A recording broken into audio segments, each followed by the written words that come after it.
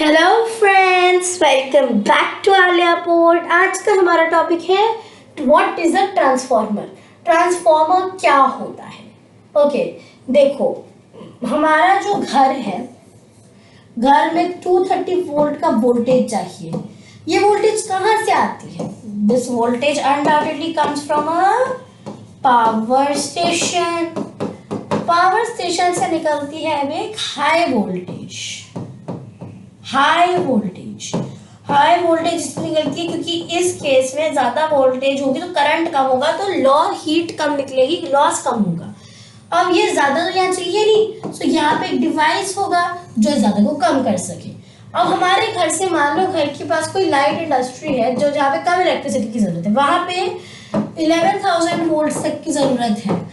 अभी 230 to 11,000 convert कैसे होगा? Once again there is a device जो 230 को 11,000 कन्वर्ट कर रहा है।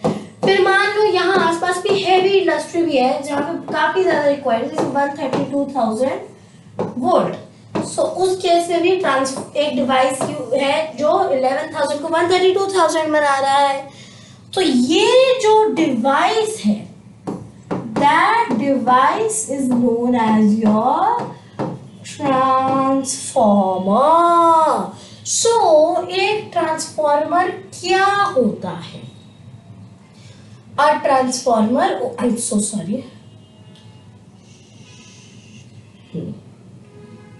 A transformer consist of two separate coils of wire wound on the same iron का कोर। देखो जैसे ये आयरन का कोर है,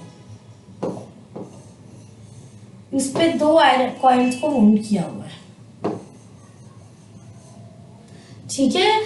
first coil primary is connected to an AC voltage supply. Primary coil है, इसे एक एसी वोल्टेज सप्लाई से हम कनेक्ट कर देंगे, ठीक है। This is your AC supply, इससे हमने कनेक्ट कर दिया, ठीक है। Therefore a changing magnetic field around the core. यहाँ आसपास अब एक मैग्नेटिक फील्ड बन गई है, right, because current is flowing. उससे इसमें एक वोल्टेज इंड्यूस होती है, मेजर करने के लिए भी यूज अ वोल्ट मीटर। इसमें जो वोल्टेज आती है, दिस इज मोर और less compared to depending on की टर्न्स कितने एंड अदर फैक्टर्स, ठीक है। तो ये हमारी इतनी वोल्टेज इतने में ट्रांसफॉर्म हो गई। से ट्रांसफॉर्मर क्या होता है? और transformer is a device used to increase or decrease the voltage passing through a device, right? Now यहाँ पे मैंने वर्किंग आपको दिखा दी है, ओके। सो अब ट्रांसफॉर्मर्स की कुछ इंपॉर्टेंट टर्म्स। सबसे पहले प्राइमरी कॉइल, मतलब पहली कॉइल जो एसी वोल्टेज से कनेक्टेड है, ठीक है। ये जगह खाली रहेगी, तो यहाँ हम ट्रांसफॉर्मर का डायग्राम बनाते हैं for use to use in reference. ये पहली कॉइल है जो आपके एसी सप्लाई से कनेक्टेड है, ये दूसरी कॉइल है connected to your voltmeter. Primary coil कौन सी है? जो एसी वोल्टेज से कनेक्टेड है, विच इज दिस वन। इसे रिप्रेजेंट, ठीक है, प्राइमरी कॉइल है ये, जिसमें पीसी लिख रही हूँ। उसके बाद सेकेंडरी कॉइल वो है जिसमें वोल्टेज इंड्यूस होती है, जो हमारे केस में हुई ये वाली सेकेंडरी कॉइल। और नंबर ऑफ टर्न्स ऐसे नंबर ऑफ लूप्स, तो ये है टर्न्स, ये है टर्न्स। अब इसमें जितने टर्न्स है that is denoted by NP. Primary coil में जो टर्न्स है, सेकेंडरी कॉइल्स के टर्न्स एनएस। तो इसमें जितने टर्न्स है एनपी, इसमें जितने हैं एनएस, ठीक है। इसमें जो वोल्टेज दी थी दैट इज वीपी, और इसमें जो वोल्टेज बनी है, जो वोल्ट मीटर रीडिंग है, that is VS.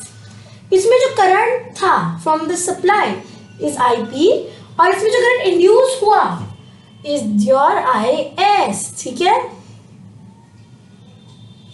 Okay. As you can see transformer का डायग्राम, ये है हमारा सॉफ्ट आयरन कोर, जैसे यहाँ पे लिखा हुआ है। ये हमने डाल दिया प्राइमरी कॉइल, जिससे एसी इनपुट जा रहा है यहाँ से वीपी वोल्ट्स का। ये है हमारी सेकेंडरी कॉइल, जिसमें वो एसी आउटपुट आ रहा है, एसी आउटपुट या अल्टरनेटिंग करंट आउटपुट, मतलब बदलती हुई वैल्यू, ये वीएस वोल्ट्स का। इसमें प्लीज नोट, यहाँ पे एक सेकंड, आगे कुछ है तो नहीं है।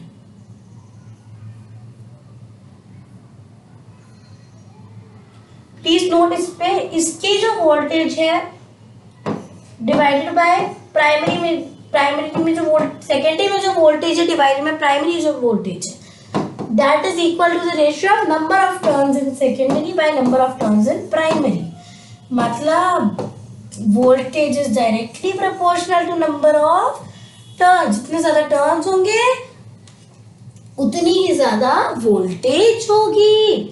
ये लेबल डायग्राम है ट्रांसफार्मर का, इफ यू वांट आप इसका स्नैपशॉट ले सकते हैं फॉर योर नोट्स, ठीक है। अब आपके जो ट्रांसफार्मर्स होते हैं, transformers are of two types, एक होता है स्टेप अप और एक होता है step down. Step up transformer क्या होता है और स्टेप डाउन ट्रांसफार्मर क्या होता है? तो सिंपल काम है। स्टेप अप ट्रांसफार्मर वो ट्रांसफार्मर है जो वोल्टेज इंक्रीज करता है, छोटी वैल्यू से बड़ी वैल्यू बनाता है, small to big. Step down वो होता है जो वोल्टेज कम करता है, एज इन बड़ी से छोटी वैल्यू बनाता है वोल्टेज की, that is step down. Step up transformer is one in which secondary voltage is greater than primary, Vs greater than Vp. Step up transformer has more turns on the secondary coil than in the primary coil, so Ns greater than Np. ठीक है। सो अब मैंने जो आपको grade दिखाई थी उसमें अब आप मुझे बताओ स्टेप अप कौन से हैं, ठीक है। इसमें वोल्टेज जो लेबल करती हूँ 132 किलो वोल्ट निकलता है, 230 वोल्ट,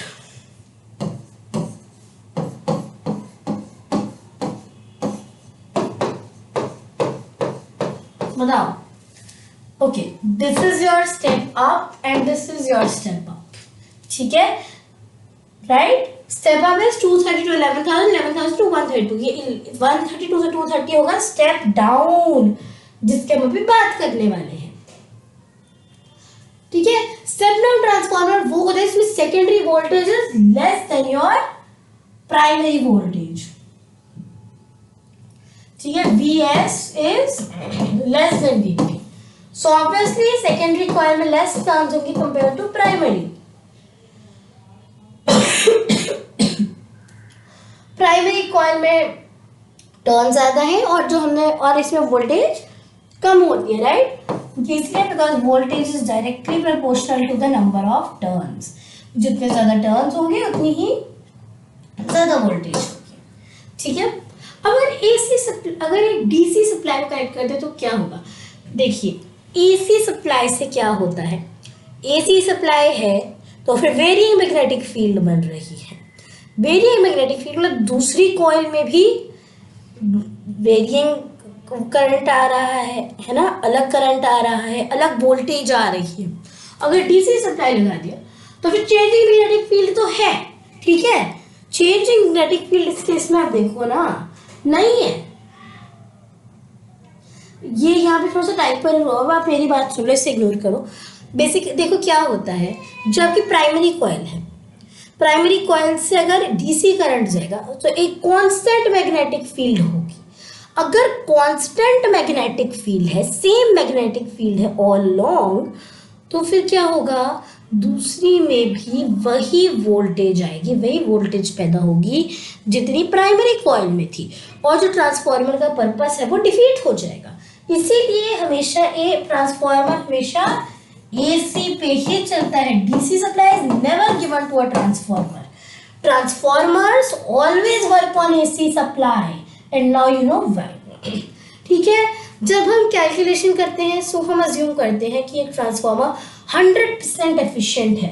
मतलब अगर ट्रांसफार्मर ऐसा है, स्टेप अप है जैसे, और 1 वोल्ट का 10 वोल्ट दे रहा है ना, तो हम अज्यूम करेंगे मतलब 100 वोल्ट का 1000 वोल्ट बनाएगा।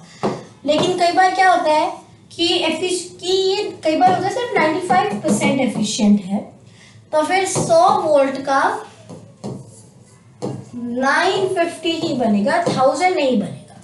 1000 बनाने के लिए फिर हमें अलग बैटरी थोड़ा सा ज्यादा देना पड़ेगा, राइट। 1000 बनाने के लिए भी फिर ज्यादा देना पड़ता है उस केस में। तो क्वेश्चंस में तो अज्यूम करते हैं 100% है, बट रियल लाइफ में 95% ही होता है। वैसे ट्राई करते हैं कि ज़्यादा एफिशिएंसी रखी जाए, क्योंकि आप मानो, आप उस हिसाब से सोचो, पावर सप्लाई से आपके घर तक आने में 10 से 20 ट्रांसफार्मर लगते हैं, ठीक है। अगर हर ट्रांसफार्मर 99% एफिशिएंट भी है, 100 वोल्ट आना था, तो उसमें से तो सिर्फ 80 to 90 वोल्ट ही आएगा, राइट। बाकी 10 to 20 वोल्ट जो है वो तो आपके ट्रांसफार्मर्स में गया। ट्रांसफार्मर्स में कैसे किया, क्योंकि अगर 99% एफिशिएंट है, 1% हर जगह कट रहा है ना, इससे भी कम ही आएगा। मैं तो एस्टिमेट लगा के आपको दे रही हूँ, इसीलिए they are made to be as efficient as possible. और ट्राई 99.9% तो मतलब मिनिमम एफिशिएंसी होती है ट्रांसफार्मर्स की, ठीक है। सो एनर्जी लॉस होते हैं कई बार ट्रांसफार्मर्स में। कैसे होते हैं मैं आपको बताती हूँ। हीटिंग इफेक्ट इन कॉइल, देखो जहां करंट फ्लो करेगा हमको पता है heat is I²R T, right, या फिर VIT V²/RT। करंट है मतलब कि हीट निकलेगी, हीट के फॉर्म में ये वो हो जाता है। आयरन कोर मैग्नेटाइज और डीमैग्नेटाइज होता है। मैं बताती हूँ, आयरन जो है, आयरन कोर, उसमें प्राइमरी कॉइल, सेकेंडरी कॉइल, ये magnetic field, iron is a magnetic material, so ये मैग्नेटिक फील्ड आयरन को भी मैग्नेटाइज करती, ठीक है। ट्रांसफार्मर वाइब्रेट करते हैं, कई बार एनर्जी साउंड में के फॉर्म में चली जाती है। एंड मैग्नेटिक फील्ड लीकेज, मतलब यहाँ से जितनी मैग्नेटिक फील्ड निकल रही है, it's not a sure thing कि वो मैग्नेटिक फील्ड सारी की सारी ये अब्सॉर्ब करेगा, आयरन में जाएगी, सराउंडिंग्स में जाएगी, so that is your magnetic field leakage. Plus कई बार क्या होता है, मैं बताती हूँ, आयरन कोर में जब जाएगी तो करंट इंड्यूस होगा, that current is called eddies current, ठीक है। इसमें मैग्नेटिक फील्ड आपकी वेस्ट बहुत होती है एडीज करंट की वजह से। छोटे छोटे करंट होते हैं बट मैग्नेटिक फील्ड तो वेस्ट हो ही है ना। So these are few reasons, ठीक है। आइडियल ट्रांसफार्मर में देखिए इसमें एनर्जी लॉस नहीं है, energy input energy output equal होना चाहिए, मतलब power input power output equal. So V input I input is V output I output, so VI by VO IO by II, मतलब यहाँ पे V is inversely proportional to I।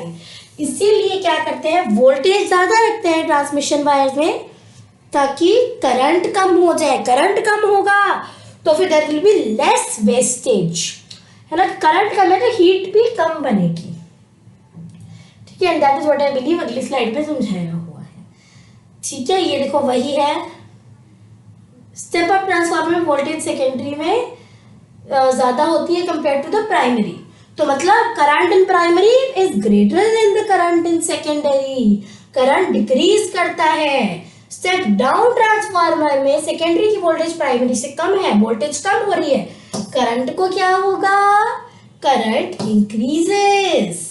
सो देखो VB by VS, IS by IPV, NP by NSB, तो आप देखो number of turns primary coil के by number of turns secondary coil के, voltage of primary by voltage of secondary, ये inversely proportional current is equal to current in secondary by current in primary.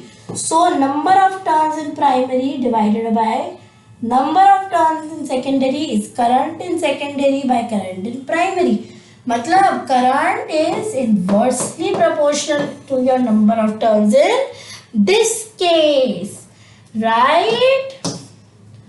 सो देखो ये table अगर कभी fill करना हो तो, अब आप देखो transmitting electrical energy, national grid system में भी हमारे ट्रांसफार्मर्स यूज होते हैं, ठीक है। हमारे घर तक जो इलेक्ट्रिकल एनर्जी आती है वो आती है नेशनल ग्रिड से।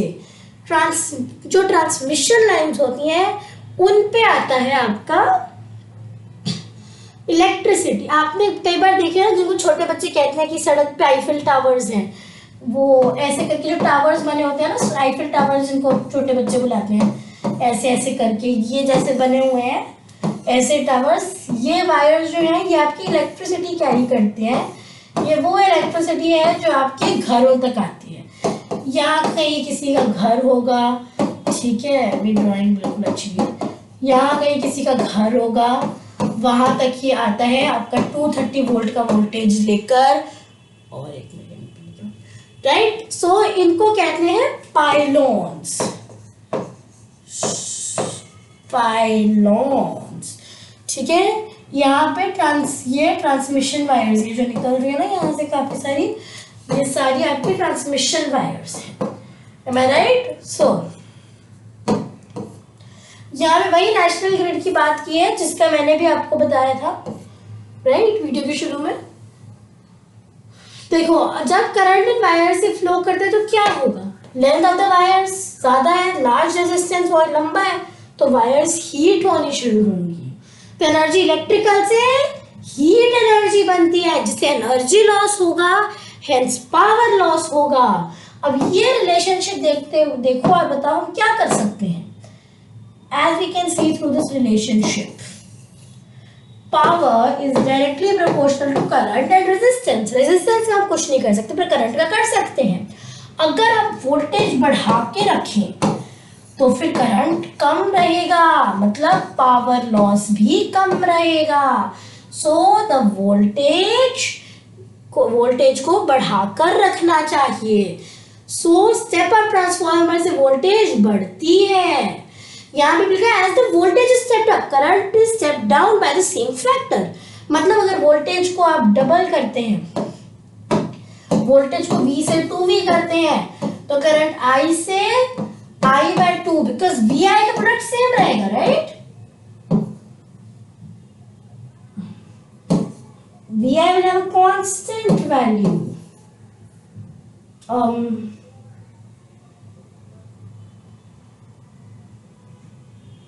Right? एक second. Okay, so yes, so sorry friends, मेरे बोर्ड में टेक्निकल इश्यूज हो गए थे। सो जो मैं लिखा था वो मिट गया, बट हमें पता है। सो बेसिकली वही कह रहे हैं कि हाँ, मैं क्या बता रही थी कि अगर वोल्टेज V से 2V हो जाती है, सो करंट I से I/2 हो जाएगा, because VI is always a constant which is power, ठीक है। सो V into I 2V into I/2, एक ही VI बना। इसीलिए वोल्टेज को स्टेप अप करेगी तो करंट उतनी ही फैक्टर स्टेप डाउन हो जाएगा। By reducing current power losses on heating are reduced, right. ये फॉर्मूलाज है।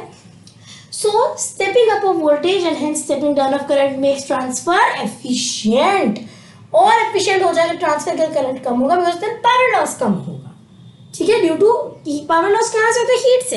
हीट क्यों बनती है, करंट ज्यादा, करंट कम, वोल्टेज ज्यादा, पावर सेम, पर करंट कम, हीट कम, पावर लॉस कम, ठीक है। हमारे एंड पे एक स्टेप डाउन ट्रांसफार्मर होता है जो हमारी हाई 132,000 वोल्ट या जितनी भी वोल्टेज होती है उसे 230 वोल्ट बना देता है। And that is a voltage 230 या 220 volt which is the voltage जो हमारे घरों में यूज होती है। इससे ज्यादा की ना ज्यादा जरूरत पड़ती नहीं है, right. So that is all for today's video. Goodbye. Thanks for watching, and I hope the concept of transformers is clear. Goodbye, and do subscribe to Alyaport for more informative tutorials, and click the bell icon to be updated on whatever tutorials I'm posting. Goodbye. Thanks for watching.